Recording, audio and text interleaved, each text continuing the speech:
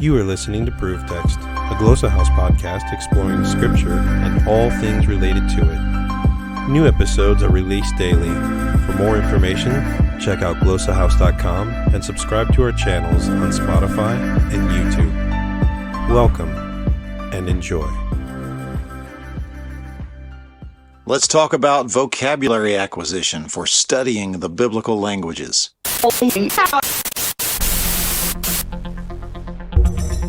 Hi, I'm Doug, and I want to encourage you to learn the vocabulary you need for studying the biblical languages.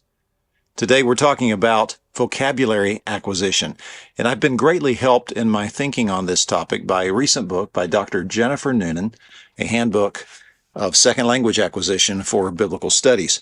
She notes one of the most essential parts of language fluency in general and reading fluency in particular is vocabulary acquisition.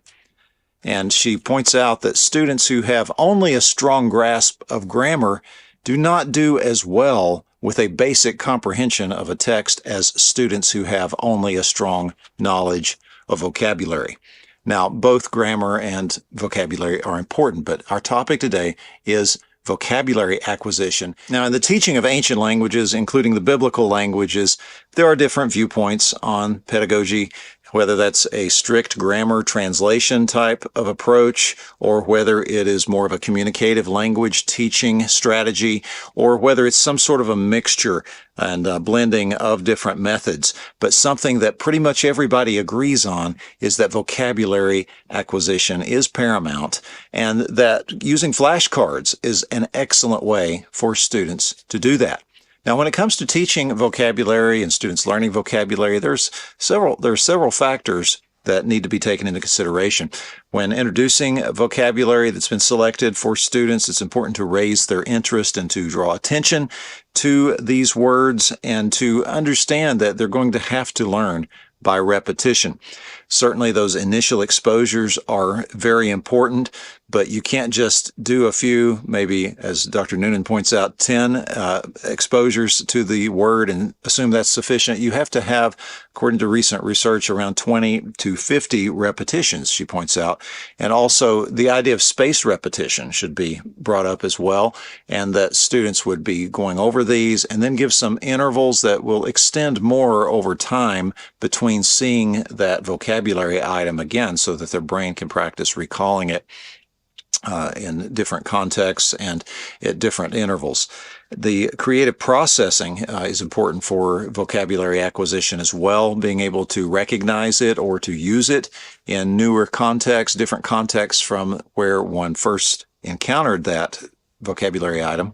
Also, the retention that students need is often accomplished through associating it with some experience or some image, or using something like a mnemonic to tie just yet another strand of one's memory to that vocabulary item.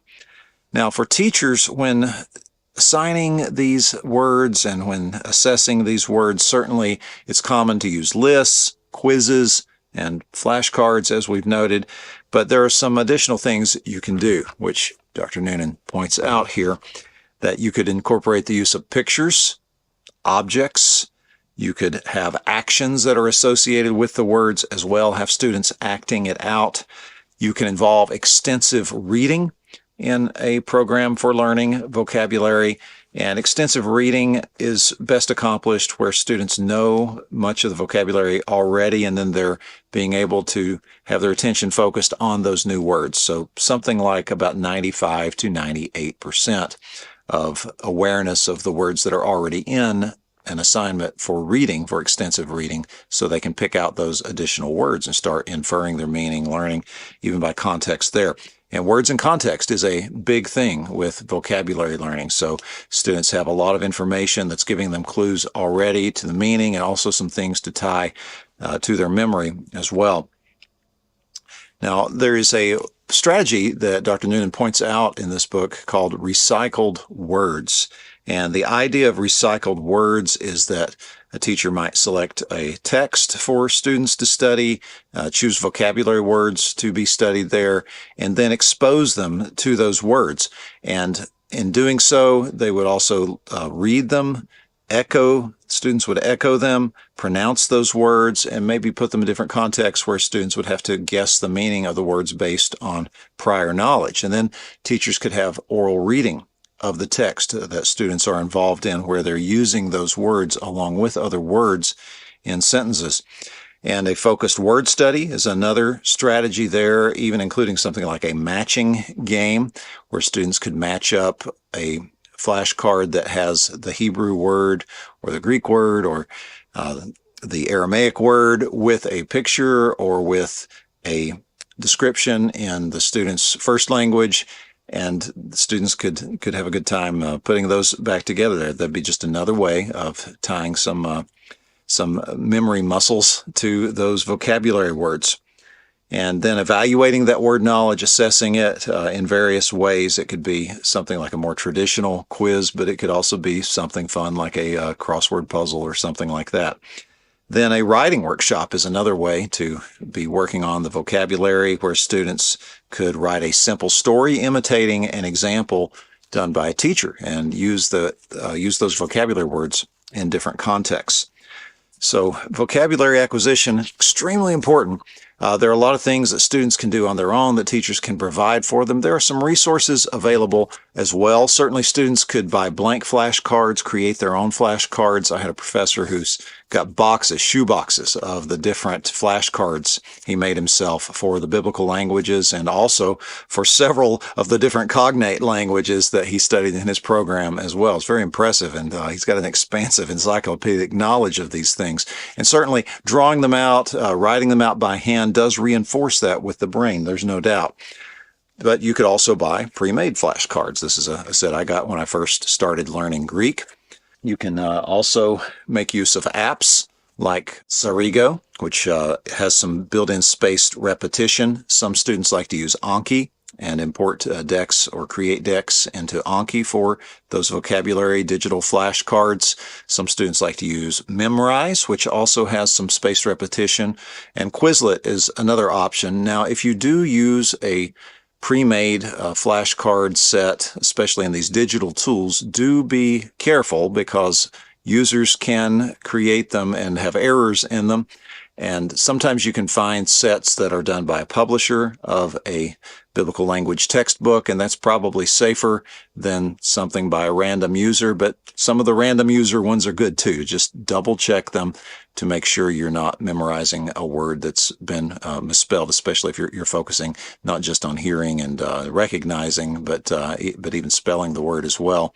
It can be confusing if you have in Hebrew a resh and a dalet that have gotten swapped or something like that. So just be sure to double check those kinds of items. Now, there are several other resources you could consider using in studying vocabulary. Stepbible.org, my number one recommendation for Bible software, just for general audiences here, that pretty much everybody could benefit from. You can generate vocabulary lists for a chapter pretty easily on the main website page there. You can also use commercial Bible software like Accordance and Logos to generate some custom lists. You could do a range of verses or an entire book. You could have them ordered by frequency or alphabetical order if you want to.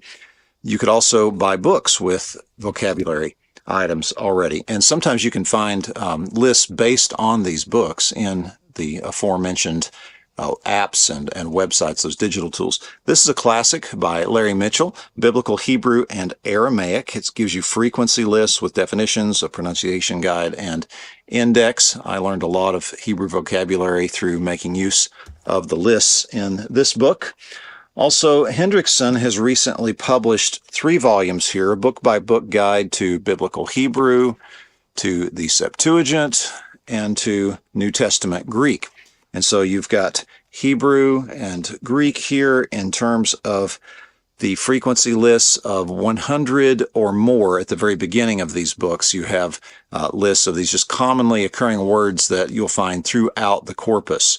So in the Biblical Hebrew one, for instance, throughout the Hebrew Bible, everything that's 100 times or more, there's just a few pages at the beginning with those words, and then it takes you through book by book. So if you're doing a special study, maybe you're doing a reading course on a particular book, you can take something like that, take the book of Genesis, and just seek to master all the vocabulary in that one book. These are very helpful for that type of approach.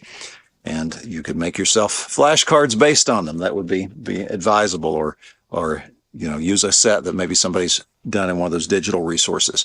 There are resources that incorporate pictures. I love this one by Jesse and Marissa Schumann, published by Glossa House. It's called According to Their Kinds, a Biblical Hebrew Picture Dictionary. This is available in Bible software as well. And so it's going to group them into categories, and it's going to put some pictures with them. Extremely helpful for tying more elements for your recall. Sawyer Moranville has Bereshit in the beginning, a child's beginner book of biblical Hebrew.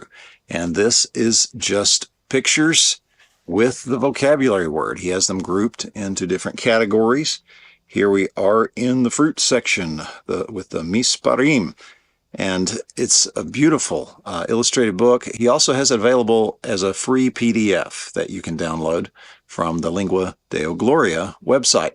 And he designed this book for students to read with their children, to involve them so they don't have to cut themselves off from their children and hide away during all their language studies, but they could just curl up on the couch and learn some vocabulary together. And those kids might remember it a little longer than the adults. All depends on how much you use it. Use it or lose it, they say. Another resource is Miles Van Pelt and Gary Pratico, the Vocabulary Guide to Biblical Hebrew and Aramaic. This is a very useful resource. It's laid out in a helpful way with all of the words in Hebrew that occur 10 times or more by their frequency. They're also listed another time by their root, and you can find them alphabetically. And all the Aramaic words in the Hebrew Bible are mentioned in this book as well, and they are given by their frequency. There's several helpful appendices in the book as well. And the last one I'll point out here is same authors, Van Pelt and Pratico. It's Biblical Hebrew Vocabulary in Context. So here the focus is on giving the vocabulary within a sentence, within a verse. And it's the words that occur 50 times or more. Now, it'd be nice if they had the 100 times or more, or something as full as this with it, but that would probably be a multi-volume set. But this sort of approach is helpful, and even though it's not exhaustive, it's a good model. So a teacher could take something like this, a student could take something like this, and use what's here, of course, for these particular vocabulary items, and generate additional things like this as well. But however you do it, there's plenty of things out there to help you get going with the vocabulary acquisition. If you're in a course, you need to focus on what your teacher is doing first. But depending on how you want to study, you can work on the vocabulary in your corpus. If you're an Old Testament, Hebrew Bible person, New Testament person, a Septuagint person, whatever it may be, you can work on those frequency lists and start memorizing words that occur 100 times or more if you want to, or focus on the vocabulary in particular books or within particular passages. Maybe you're studying a particular passage. Maybe you're a doctoral student and you're wanting to just master the text that's before you, and you're taking a chapter or an extended passage or even just 5 verses, but you just really want to get it. You can generate vocabulary lists based on those things. But however you do it, get going with acquiring that vocabulary. Every bit of vocabulary you get committed to memory and you get retained in your long-term memory is just going to help you become a more fluent reader who is able to better comprehend the biblical text, and that's going to equip you for further studying of the biblical languages. Get going with acquiring that vocabulary. Interested in growing your ancient language skills but not sure where to start? Glossa House can help. From illustrated readers and short stories to lexicons and grammars, Glossa House offers a variety of resources for beginning, intermediate, and experienced ancient language learners. Head to glossahouse.com today. Glossa House, language resources for the global community.